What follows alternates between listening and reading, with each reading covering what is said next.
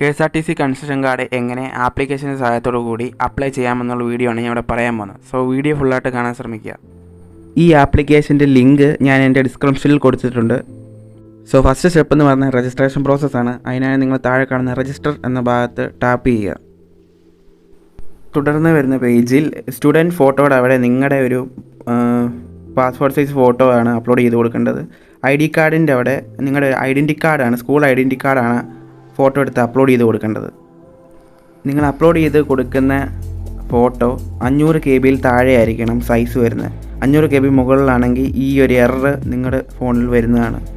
ഈ പ്രശ്നം എങ്ങനെ പരിഹരിക്കാൻ നോക്കാം. സോ അതിന് നിങ്ങൾ വാട്സപ്പ് എടുത്തിട്ട് നിങ്ങൾ അപ്ലോഡ് ചെയ്യേണ്ട ഫോട്ടോ നിങ്ങൾക്ക് നിങ്ങളുടെ അച്ഛൻ്റെയോ അമ്മയുടെയോ ഫോണിലോട്ട് ഇതുപോലെ സ്റ്റാൻഡേർഡ് ക്വാളിറ്റിയിൽ ഇട്ടിട്ട് ജസ്റ്റ് ഒന്ന് സെൻഡ് ചെയ്ത് കൊടുക്കുക.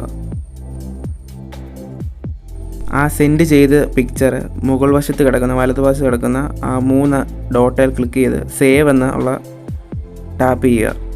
സോ ഇത് നിങ്ങളുടെ ഗാലറിയിലോട്ടാണ് കംപ്രസ്ഡ് ആയുള്ള ഇമേജ് പോകുന്നത്. ആ ഇമേജ് നിങ്ങൾ ഇവിടെ കൊണ്ട് അപ്ലോഡ് ചെയ്ത് കൊടുത്താൽ ഇത് സക്സസ്ഫുള്ളായിട്ട് കാണിക്കും. സെയിം പ്രോസസ്സ് തന്നെയാണ് ID കാർഡ് അപ്ലോഡ് ചെയ്യുന്നതും. ID കാർഡ് അപ്ലോഡ് ചെയ്യേണ്ടത് ഡീറ്റെയിൽസ് അടക്കമുള്ള ഫോട്ടോ എടുത്ത് ഇതിൽ അപ്ലോഡ് ചെയ്ത് കൊടുക്കേണ്ടതാണ്. അടുത്തതെന്ന് പറയുന്നത് നിങ്ങൾ ഡീറ്റെയിൽസ് കൊടുക്കുകയാണെങ്കിൽ നിങ്ങളുടെ student name, date of birth, age അങ്ങനെയുള്ള കാര്യങ്ങളാണ് ഇനി കൊടുക്കാനുള്ളത്. അത് നിങ്ങൾ ജസ്റ്റ് വായിച്ച് നോക്കിയിട്ട് നിങ്ങളുടെ കാര്യങ്ങളെല്ലാം കൊടുക്കുക.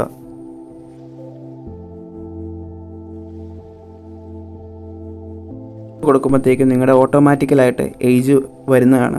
പിന്നെ നിങ്ങൾ ജെൻഡർ, ഗാർഡിയൻ നെയിം, നിങ്ങൾ പേരൻസിൻ്റെ നെയിം കൊടുത്തു, മൊബൈൽ നമ്പർ, ഇമെയിൽ ഇതെല്ലാം നിങ്ങളുടെ ഡീറ്റെയിൽസാണ് കൊടുക്കേണ്ടത്. യൂസർ നെയിമിൻ്റെ ഭാഗത്ത് ചെറിയ എറർ വരാൻ സാധ്യതയുണ്ട്. നിങ്ങളുടെ പേര് കൊടുത്തിട്ട് നിങ്ങളുടെ എന്തെങ്കിലും എറർ കാണിക്കുവാണെങ്കിൽ നിങ്ങൾ സ്പെല്ലിങ് ഇടയ്ക്കൊന്ന് ചേഞ്ച് ചെയ്ത് കൊടുത്താൽ അത് ടിക്ക് കാണിക്കുന്നതിന് വരെ നിങ്ങൾ ചേഞ്ച് ചെയ്ത് കൊടുത്ത് നോക്കുക. സോ ഇതിനൊരു പാസ്വേഡ് സെറ്റ് ചെയ്ത് കൊടുക്കണം. അത് നിങ്ങൾ സാധാരണ ജിമെയിലിന് പാസ്വേഡ് സെറ്റ് ചെയ്ത് കൊടുക്കുന്ന പോലെ സെറ്റ് ചെയ്ത് കൊടുത്താൽ മതി. അത് കഴിഞ്ഞ് നിങ്ങളുടെ അഡ്രസ്സ് ടൈപ്പ് ചെയ്ത് കൊടുക്കണം. അഡ്രസ്സ് കൊടുക്കേണ്ടത് താഴെയായിട്ടല്ല, കോമയിട്ടാണ് നിങ്ങളുടെ അഡ്രസ്സ് അവിടെ കൊടുക്കേണ്ടത്. പ്ലേസ് എന്നുള്ള ഭാഗത്ത് നിങ്ങളുടെ സ്ഥലം ഏതാണോ അത് അതിൻ്റെ പേര് മാത്രം കൊടുത്താൽ മതി, സ്ഥലത്തിൻ്റെ പേര്. പോസ്റ്റൽ നെയിം എന്ന് വെച്ച് കഴിഞ്ഞാൽ നിങ്ങളുടെ പേരൻസിൻ്റെ പേരോ അല്ലെങ്കിൽ നിങ്ങളുടെ പേരോ കൊടുക്കാവുന്നതാണ്. പിൻകോഡ് നിങ്ങളുടെ അടുത്തുള്ള പോസ്റ്റ് ഓഫീസിൻ്റെ പിൻകോഡാണ് കൊടുക്കേണ്ടത്. പിന്നെ ഉള്ളത് district, Aadhaar number, Aadhaar image, നിങ്ങളുടെ ആധാർ ഇമേജ് കൊടുക്കുക.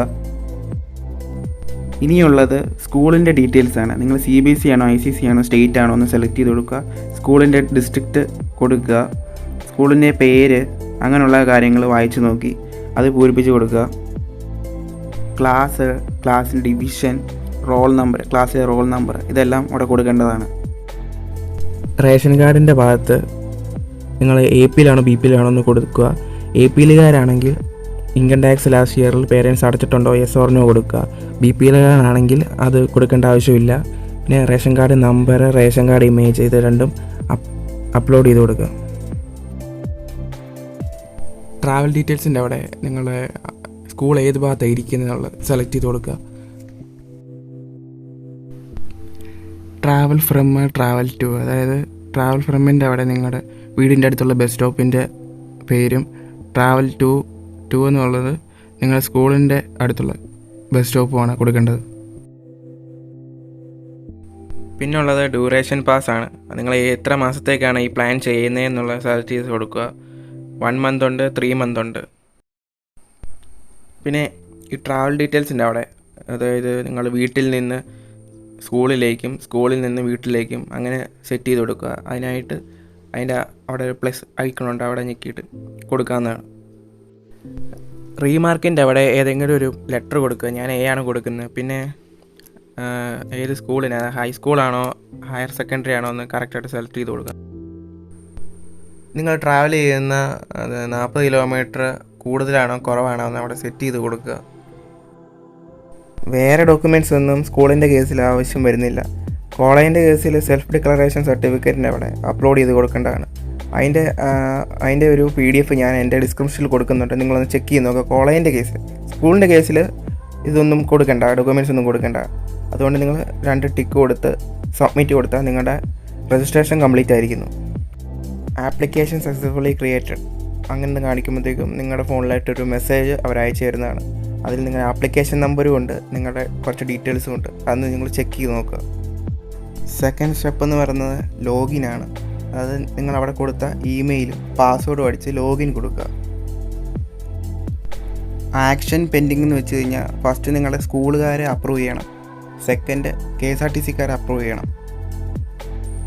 അവർ അപ്രൂവ് ചെയ്ത് കഴിയുമ്പോൾ ഒരു മെസ്സേജ് നിങ്ങളുടെ മൊബൈലിലോട്ട് വരും. അതിനനുസരിച്ച് നിങ്ങൾ കളക്ട് ചെയ്യാവുന്നതാണ്. ഈ വീഡിയോ നിങ്ങൾക്ക് പ്രയോജനപ്പെട്ട ചാനൽ സബ്സ്ക്രൈബ് ചെയ്യുക. പുതിയൊരു വീഡിയോയുമായി ഞാൻ വീണ്ടും കാണാം.